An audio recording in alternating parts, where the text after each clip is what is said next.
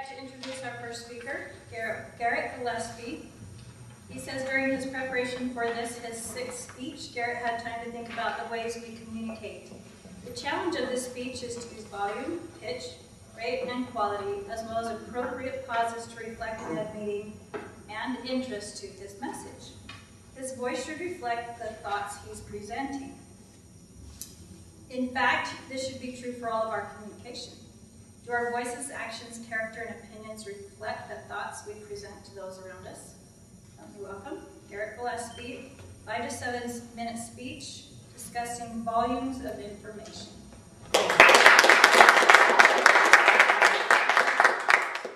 Thank you, Madam Toastmaster.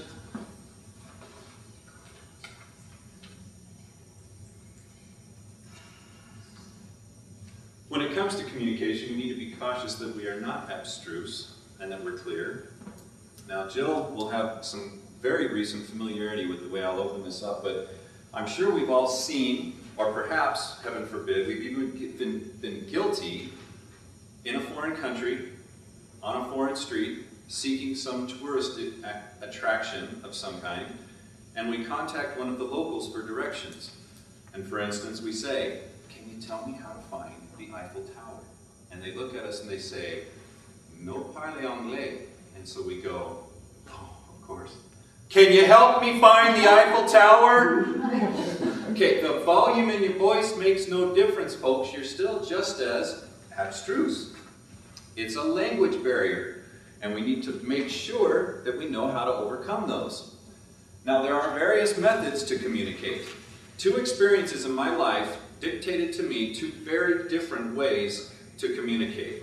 The first took place when I was 19 years old. I took the opportunity at that time to serve an ecclesiastical mission for my church.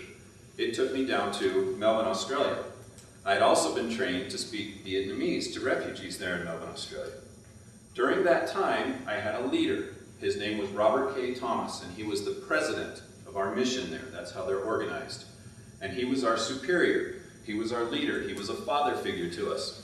And it was wonderful to listen to Robert K. Thomas speak. He was an administrator, a college administrator, prior to becoming a president of that mission in Australia. And he would only serve there for a few years and then go back to that. But being an administrator at a college, he was an extremely accomplished communicator and an extremely intelligent man. And it was always very, very interesting to see him speak, because when he spoke, he would speak in a regular canter and a regular pace, but when he had a point to make, his voice would drop to a whisper. And that was the time that you knew to pay close attention, because he would say, "I've given this a lot of thought, a lot of thought." And then he would make his point, and we were all leaning forward in our chairs, ready for him to present this information. And those notes that I have from those whispered comments and phrases and theories and philosophies from this great leader, I still carry with me to this day. The second experience took place some years later. I was married, I had one daughter, and I joined the United States military. I joined the Air Force. Well, there could not have been a more dichotomous method of communication than going from President Thomas and whispered points of importance and philosophy to the screaming of the TIs. "Get your butts out of bed, I want you on the deck in 5 minutes. If you're not on the deck in 5 minutes, you're going to be doing PT all day long." It was constant screaming. And in fact, I was a squad leader, so I was in the position to be at the end of our row in the barracks. And the TIs in the Air Force always wore steel taps on the heels of their shoes.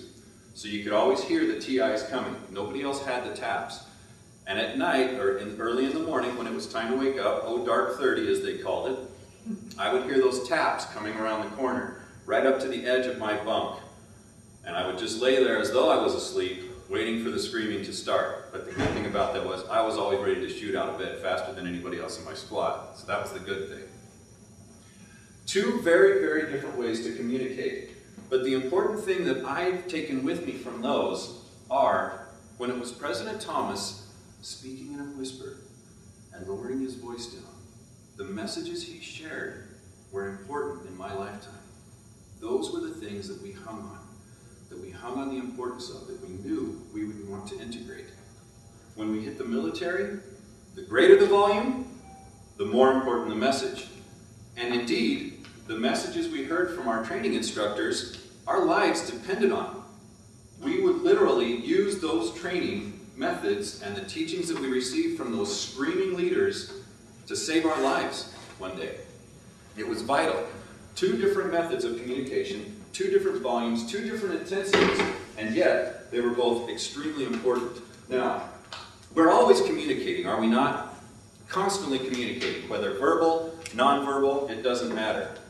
But one of the imperative things that I want you to note from these 2 individuals that I had as leaders, Sergeant Dudding in the Air Force and President Thomas when I was down in Australia, are the reason that their messages carried so much impact with me, and the reason I have carried them with me throughout the rest of my life is the fact that their character, their personality, and their life confirmed the messages that they were sharing. They validated, the words that came out of their mouths were validated by the actions that they lived. And that's what made it stick. Now,